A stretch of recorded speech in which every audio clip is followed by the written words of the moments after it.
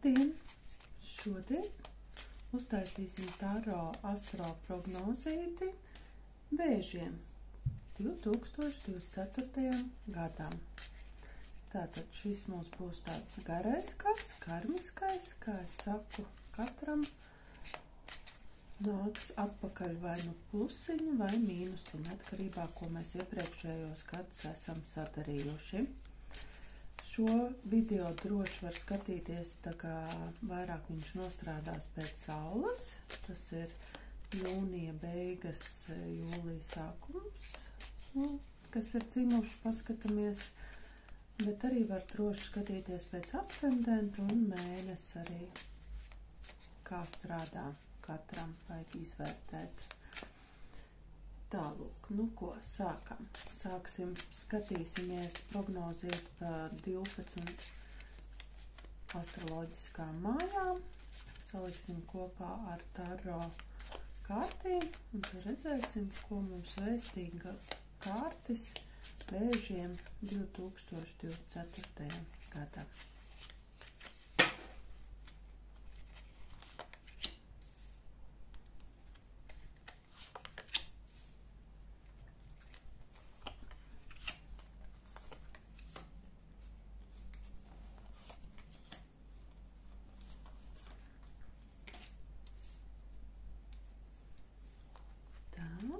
Tās pirmās 6 mājas. Skatāmies, vai tu izkrita.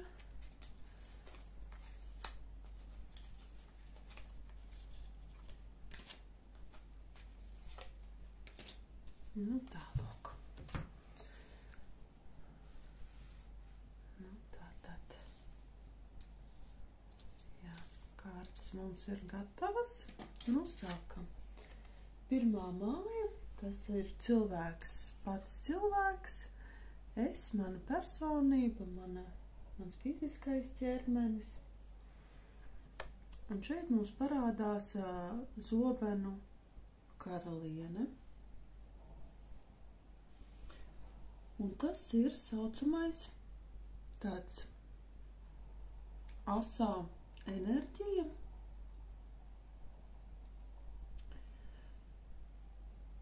Tāda emociju maz būs šogad Vēžiem dažādās dzīves situācijās, bet viņi skatīsies pēc izdevīga un neizdevīga principa, vai viņiem ir izdevīgi kaut ko sevī mainīt vai neizdevīgi. Tāpatās šeit caur tādām arī tā asci, arī urāns, jā, mums šeit rāda tāds pēkšņas, neskatoties uz to, ka varbūt Vēži savā dzīvē vai sevi pēc būtības vai pēc izskata vai pēc izturēšanās pret citiem negribēs baigi mainīt, tad urāns piespiedīs vai pēkšņi liks būt godīgiem, uzticamiem, neatkarīgiem, jautriem, konstruktīviem, stipriem. Nu tādā veidā, tā kā,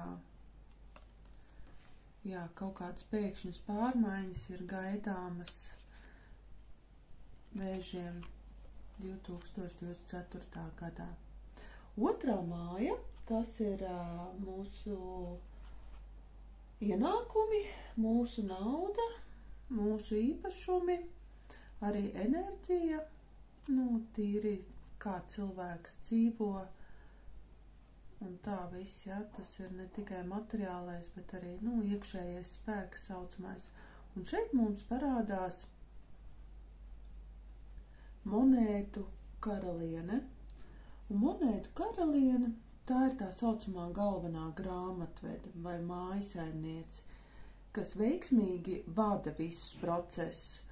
Un šeit arī ļoti interesanti, ka jums ir tā kā arī tāpat kā iepriekšējā jūsu pirmajā mājā, ja personības mājā arī nostrādās šogad urāns, un tas nozīmē, ka var būt pēkšņas pārmaiņas finansēs vai pelnīšanas veidā, bet, nu, tā kā pozitīvā ziņā es vairāk teiktu, jo tomēr karaliene, monētu karaliene, tas ir finansiālais atbalsts, dāsnums, peļņa, labklājība, bagātība, pārticība, jo jūs redzat, ka viņa sēž, viņai enerģijas daudz, lielais pentakls ir rokās, nu, viņa ir apmierināta ar saviem ienākumiem un ar savu patreizējo situāciju, tā kā būs Vēžiem iespēja 2024. gadā uzlabot savu finansiālo stāvokli vai nopelnīt vairāk.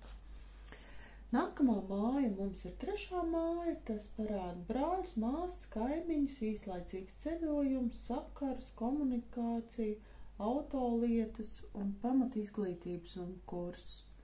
Un šeit mums parādās kausu divnieks. Un tātad attiecībā uz šīm tēmām, jeb šo māju, cilvēkam ir izvēle. Cilvēks tā kā skolēns arī, ja, jo redzat, kad ir 2 kausi, nu tāds bišķi tā kā kautrīgs, bet tajā pašā laikā, nu tāds vērsts uz vienošanos, uz sadarbību, partnerību, tādu, nu, vienotību. Tas nozīmē, ka ģimenē un starp brāļiem, māsām un radiem, kaimiņiem, tuvākajiem būs saticība un tāda harmonija. Un arī var uzsākt, šis ir izvēle kārta, uzsākt kādas apmācības, ja ir nepieciešams kvalifikācijas pacelšanai vai, piemēram, mainot kādu darbu vai vēl kaut ko gribam mainīt. Nākošā mums ir 4. māja. Un 4. māja mums parāda ģimeni, dzimtu, īpašumus, nu, vietu tur, kur mēs dzīvojam. Un šeit mums ir zīžļu bruņinieks. Un zīžļu bruņinieks, tas ir rāda, ka Vēžiem šogad būs iespēja sasniegt tādu finansiālo stāvokli, tā kā tādu stabilitāti, bet vienīgais jāskatās, lai jūs ar savu attieksmi un savu viedokli, tā kā, nu, jo šeit, redziet, mums ir Mars, tā kā agresija, kustība, nu, ka jūs visiem neuzspiežat savu viedokli, ka tieši šis ir vispareizākais, vai vienkārši nerēķinoties ar citiem, teiksim, ģimenes locekļiem, vai tur iepakādāties īpašumu, vai, nu, kā teikt, tas tur arī ir varbūt kaut kāda brauciena pēkšņie, vai atkal kaut kāda dzīves vietas maiņa arī varētu būt šeit diezgan tādas pēkšņas iespējas vai iegribas pat, nu, kad ir jābūt, jāizvērtē viss, kas un, nu, vai tas ir nepieciešams un vai tas ir visai ģimenei piemērots, jo šis ir tāda, nu, tāda pašpārliecinātības kārts, tāds cilvēks tā kā uzmanības centrā, un viņš ir nedaudz tāds tā kā, jā, viņš ir kaujiniecisks un tā kā mērķtiecīgi iet uz savu mērķi, bet tā pašā laikā brīžiem tā kā nerēķinoties ar citiem. Tomēr, ja ir ģimene un ja ir, tomēr mēs visu domājam kopā. Tālūk, nākamā māja ir 5. māja. 5. māja tās ir dēkas, romantika, hobiji, viss, kas iet caur sirdi, sports, bērni, izklaides. Un šeit mums parādās 5 kausi.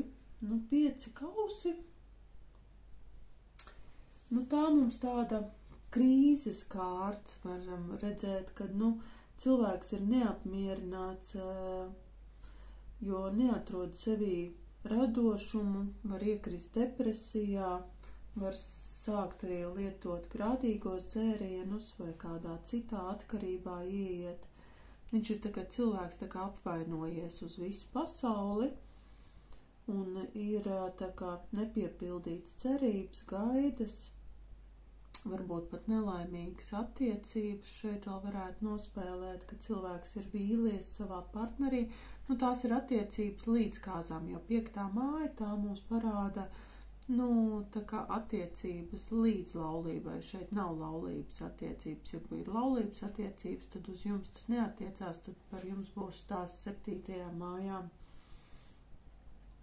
Un cilvēkam šeit ir tā kā mērķis, vai tā kā ieteikums ir uzlikt citu mērķi, ka varbūt šis nemaz nav, teiksim, tās izklaides, vienīgais, ko mums darīt, ja kaut kādas problēmas pieņemsim, jo šeit ir arī bērnu tēmas, tad vienkārši ir jāsaņemās, jo pēc visa melnā strīpas mēs zinām, ka nāk baltā, un ir jātiek ar situāciju galā, ar krīzēm, jo šeit ir arī bērni, arī varam,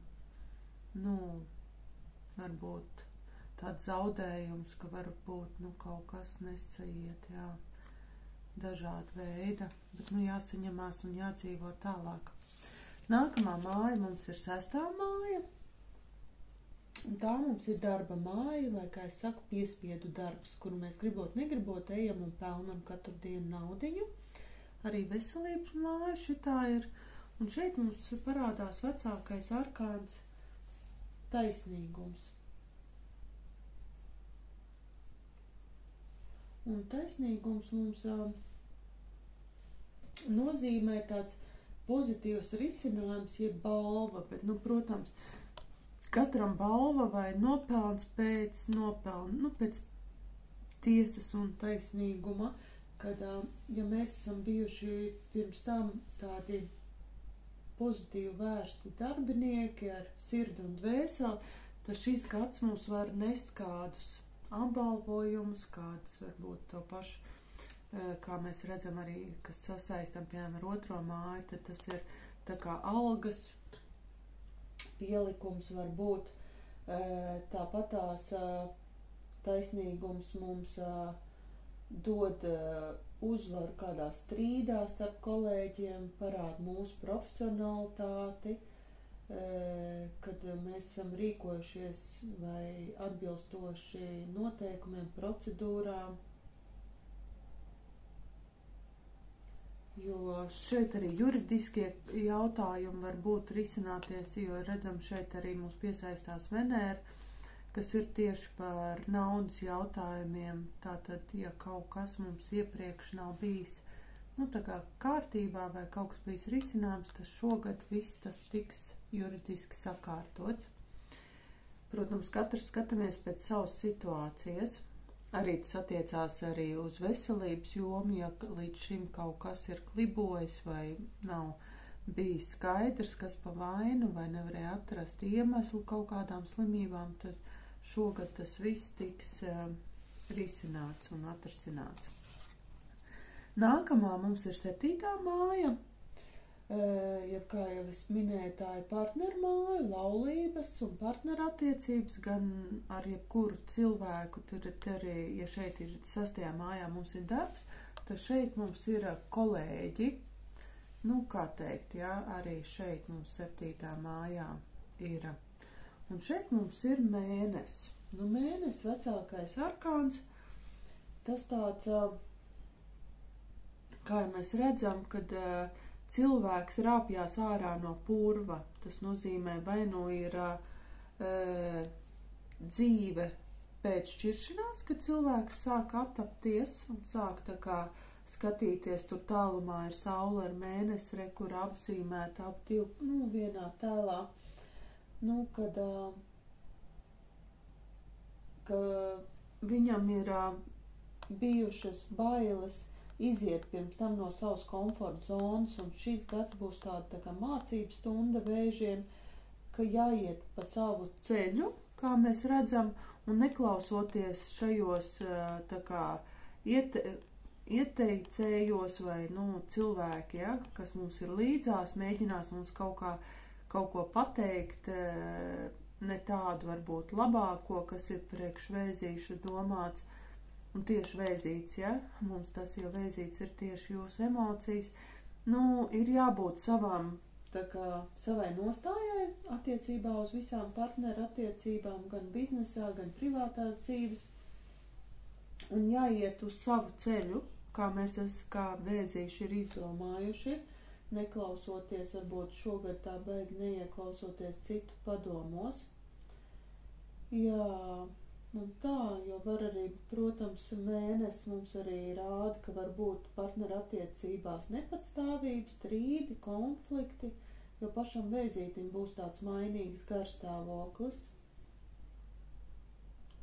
Jā, varbūt arī, tā kā bišķiņ aplams situācijas novērtējums, brīžiem nolaidība, vai nepatiesa informācija, vēl bišķiņ jāuzmanās vēžiem no partnerattiecībām, tas ir vairāk domāts no biznesa attiecībās, ja jūs esat. Nākamā mums ir 8. māja, citu naudu, citu īpašumu, lielie kredīti, transformācijas, jeb krīzes māja, un šeit mums ir 10 monētas. 10 monētas, tas ir tāds ļoti pozitīvs, tas var teikt, ir rezultāts, ir brīvība, ir pilnīga apmierinātība materiālajā jomā, tas ir, gan enerģētiski, gan finansiāli. Var uzrasties cilvēks, kas ir gatavs dalīties ar jums savās bagātībās, jeb savās finansēs, tā saucamais mecenātisms.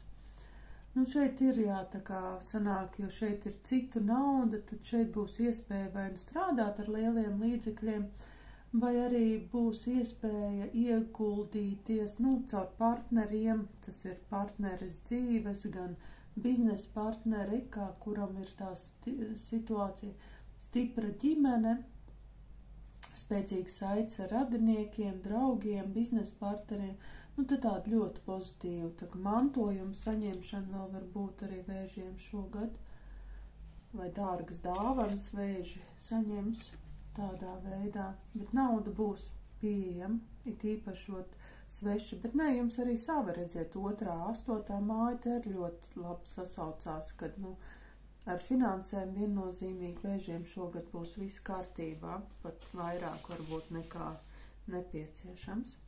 Nākošā mums ir 9. māja, tā ir reliģija, filozofija, ārzem ceļojuma, augstākā izglītība, likums, tieslietas.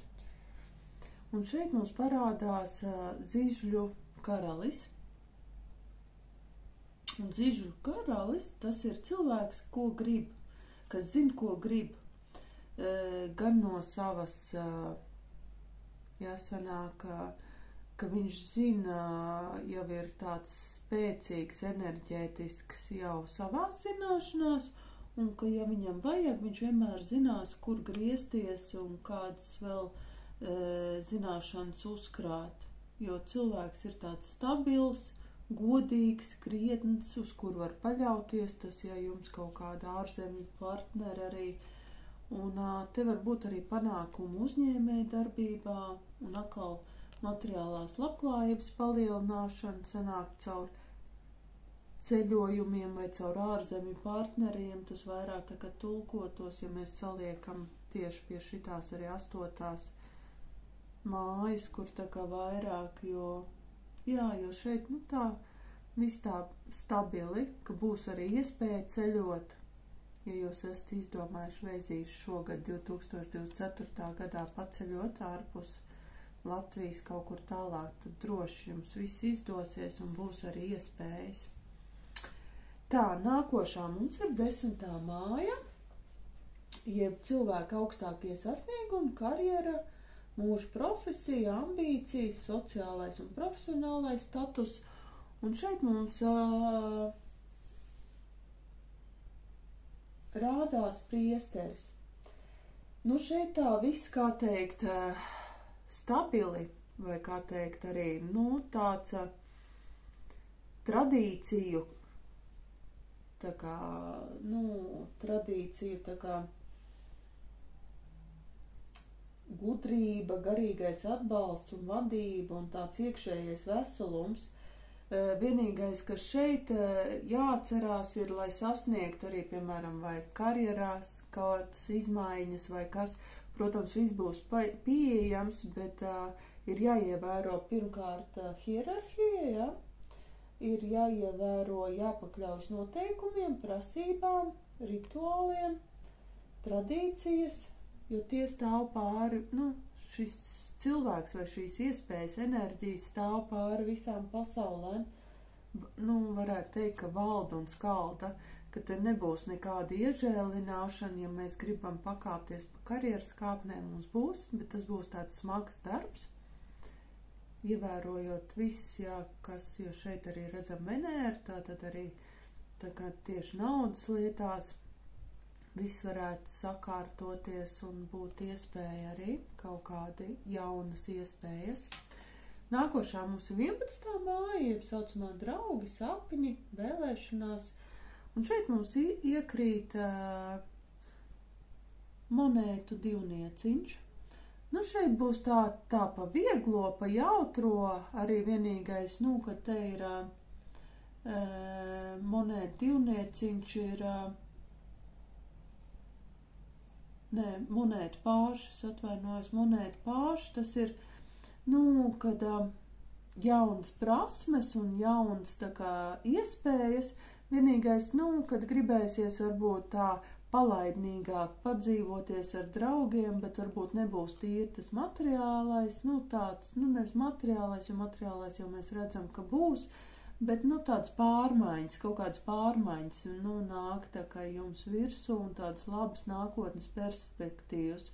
Kaut kāds jaunums būs drīzāk, es tā tulkot šo kārti pie jūsu šitā kopējā izlikuma, kad labas ziņas tas varētu būt veiksmīgs sākums kaut kam jaunam.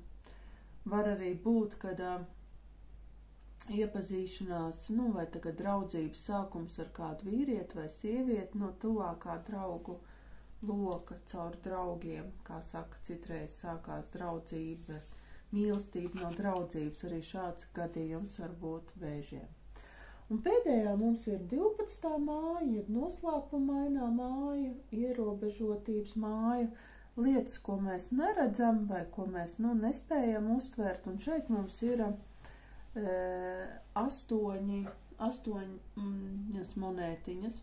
Šeit mēs redzam, ka te viss ir tā kā stabili, rutīna varētu teikt, kad cilvēks būs, ja vēži būs tādi, jau savā lauciņā to, ko es daru, tā es daru, un daru sev tādu visu caur mīlestību, bet, vēl bišķi tā kā jāpastrādā, jāiegulda enerģija, jo, šeit mēs redzam, ka cilvēks jau saprot visas dzīves tā kā peripētijas, bet, centīgi, ja mēs ieguldīsim centību, saprātību, tad